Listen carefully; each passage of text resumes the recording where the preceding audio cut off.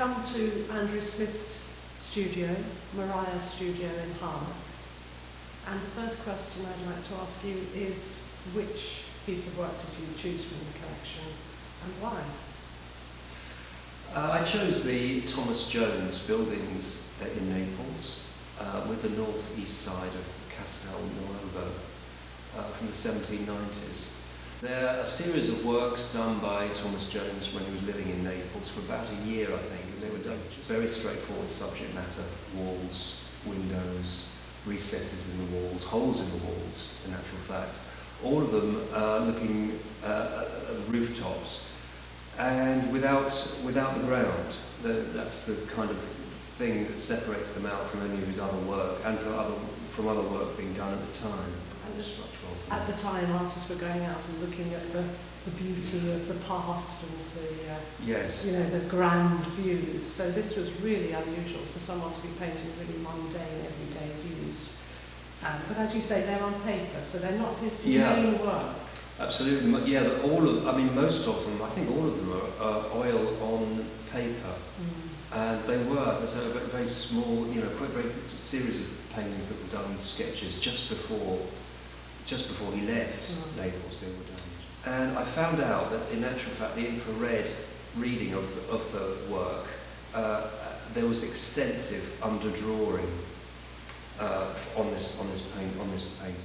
If there's extensive underdrawing in the painting, then Jones was really interested in a kind of geometry and an alignment. That's how he was constructing these images, which was probably one of the things as to why they're so compelling in actual fact. In doing that, I found out that the main wall, which is catching the sun, with the washing hanging over the top of it, the furthest edge of the wall is bang in the centre of the painting. Moreover, the washing that's actually hanging over the wall is actually in the bullseye centre of that painting. It's not as if that's up or down, which was quite interesting. And the edge of the AIL-WNEUD is also on if one makes a square all the way around, the nearest part of the sun catching wall and the side of the AIL-WNEUD, which incidentally is still standing in Naples. That wall is bang in the centre. The whole thing is actually structured. Well, that was really quite a bit of a revelation for me, because really that's contrary to the compositional precedents that we do have with recent painting, where things are off-centre or there's a balance, because one of the things of modern painting is contrast, and a balance through one side being heavier than another, or a dispersal of form. And this kind of centralisation was really, really unusual. I did therefore do a digital kind of sketch whereby I layered the painting, and the second layer I switched around, inverted. The forms that kind of happened in that inversion kind of relate a little bit to my work. So it's a sort of way of bringing the Jones kind of quite close. Is the project very much part of your practice, or is it something that stands alone from it? I think really it's standalone. It's certainly been very, very different. Certainly I haven't done anything quite like this for quite a few years. Of course, in one's past career, past working, one's looked at many, many different artists over the time and worked quite closely. Because it's so different, I've had to reevaluate all sorts of ways of approaching making a painting, deconstructed my own kind of practice and approach, raised questions with regard to technique, process, almost everything. You do often work with shaped canvas or shaped board, don't you? But this one that you're sitting in front of is actually a rectangle.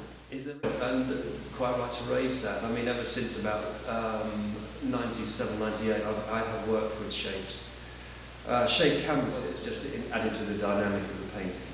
It just made sense to be able to see where the forms within the paintings kind of ended. And having got to that point, I've only occasionally gone back for some particular projects or something like that. Of course, a rectangle and square is a shape in itself, of course.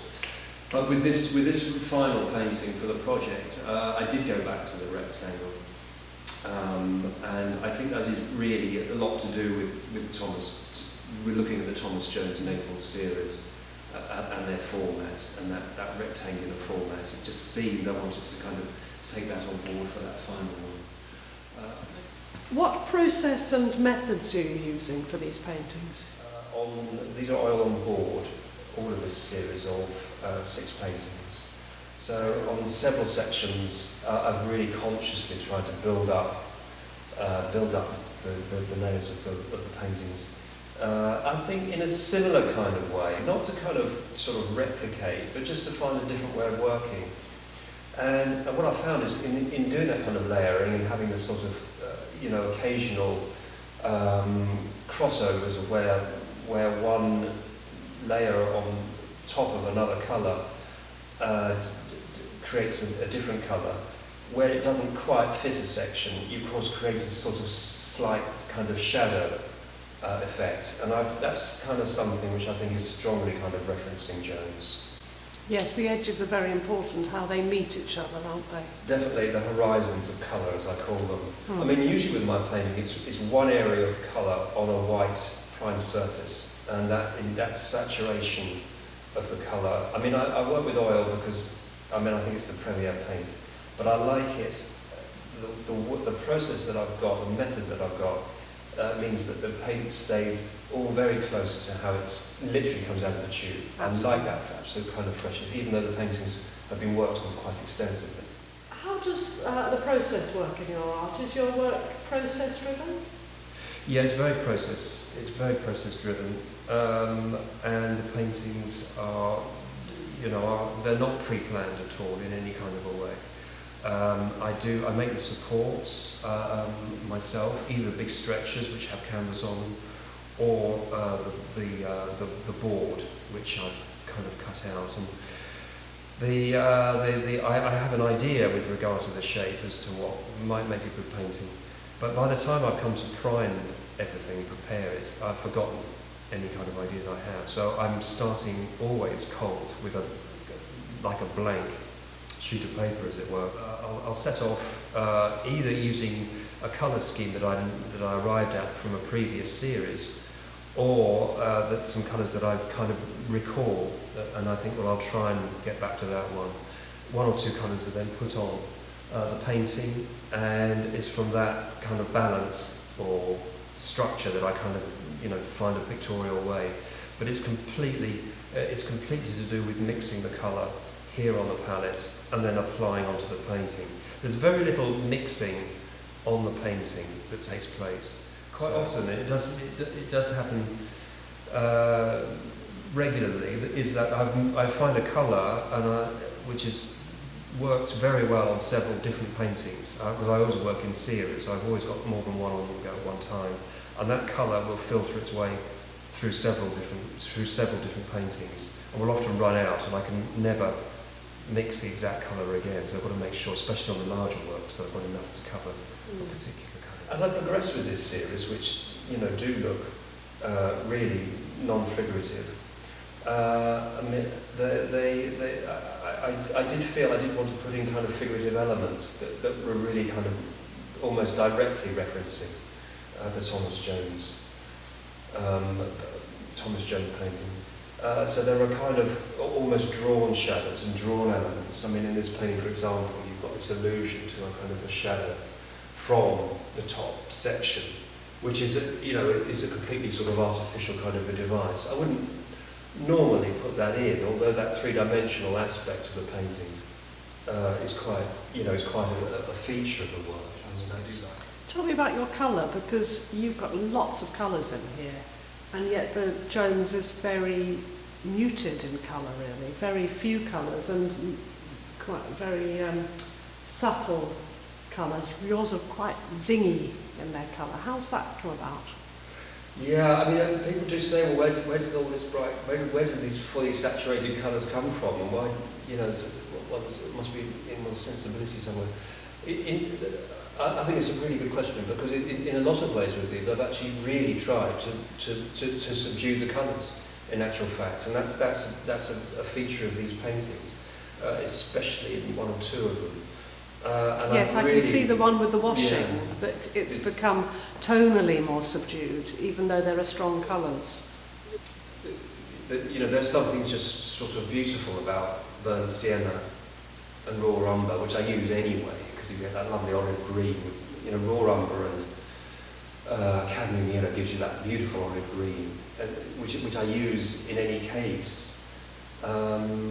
So I've just kind of just expanded more on that range, on those tertiary colours, and you know. So really, colour is driving paintings rather than any quality or feeling or idea. Is that right? Definitely, yeah. It's totally colour driven. Yeah. You know, really 100%, and any of the other associations of to do with painting, you know, that you've mentioned are you know, subsidiary to that colour. And I think that that's something that's happened with the point I've got to with regards to brush mark and brush stroke, is that everything's sort of becomes almost subservient to this investigation of what I call pictorial colour, so that, you know, to actually have a sort of scribbled mark or a scribbled element in the painting actually becomes difficult to put in, because of course that affects the operation of the colour, you know, intrinsically. Yes, it gets in the way visually. It almost gets in the way visually. Yeah. So in order to maintain the integrity and dynamic of the painting, one's got to a point whereby the brushwork is extremely considered. But I mean, that's painting. And you tend to also use quite opaque colours, don't you? There's not that many times when there's a real transparency. Am I right there or not? Yes, no, you are correct. And I mean, red's a case in point.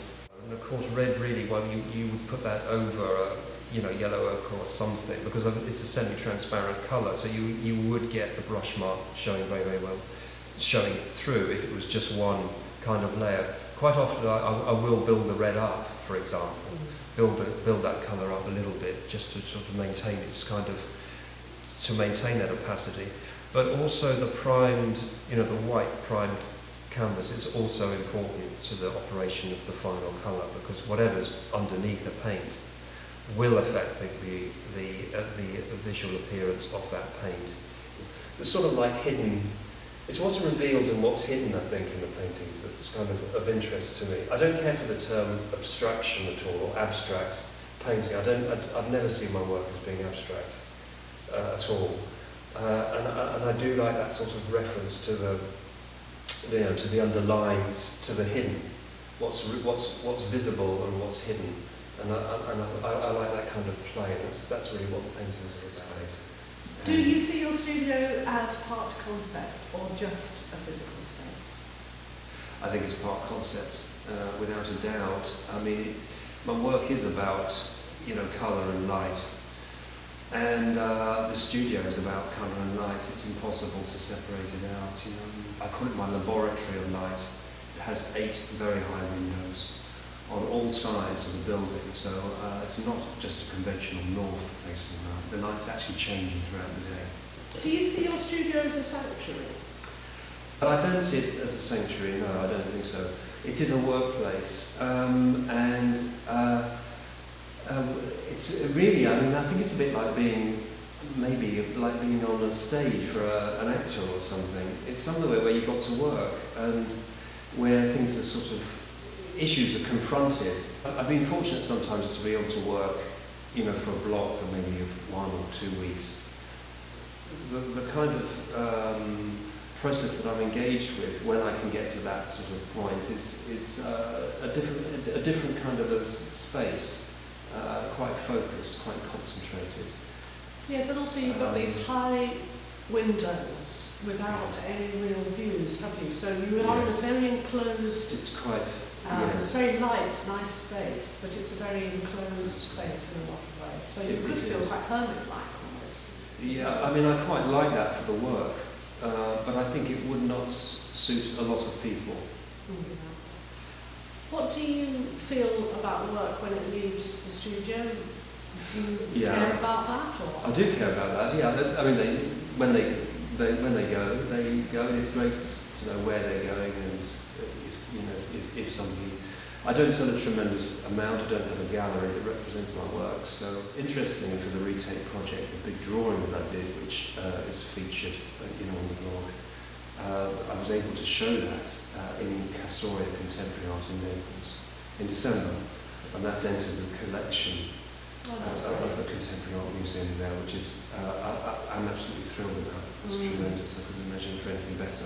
And were they really interested in the fact that you were working with the Naples scene? With the connection, and the Naples connection seemed to work really, really well. So.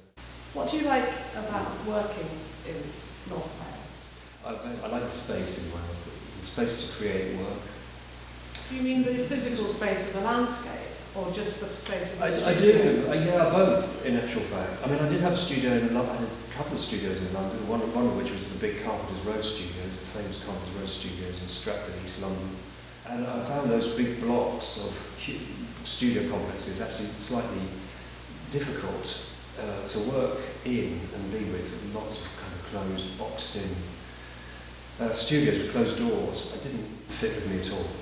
So I think that physical kind of space, to do with space, landscape, everything, that really does appeal. I think, and the light here we get, of course, on Tremallow Bay, that refracted marine light, is very important here, which does permeate just this particular part of the landscape here. I do a lot of driving. I drive through the landscape, and I do think that the shifting kind of Celtic landscape that we live in is very much part of. I think it's permeated, one's psyche also. Yes, I'm sure it has, yes. And we get good support for the arts in Wales as well. I will also say I've been very fortunate to have worked here and been able to develop projects, and over the years I've had support from different agencies like the Arts Council of Wales to develop projects that have some kind of meaning. And one of the things of working with international exchanges and setting things up is that other artists can benefit. I kind of like that kind of possibility which has been possible here in Wales, which I don't think would have been possible in an urban situation. No, I agree. Very different. Where does your inspiration come from? That is a difficult question, actually. I don't know. I think, there are times when I think, why am I doing this? Coming up to a freezing cold studio in the middle of winter in order to make it drive. There is a drive to make something. I mean, even though I think the paintings do have an appearance of being quite empirical and quite a scientific kind of investigation, there is an instinctive drive to make paintings, to make something. And I'm not really sure where that kind of comes from. There's that state, but also my inspiration has come, and always has come from other art, looking at art. And I think that I've learned as much from looking at art as I have from looking at nature. Thank you very much, Andrew. It's been really interesting to come to your studio and talk to you. Guy, thank you very much.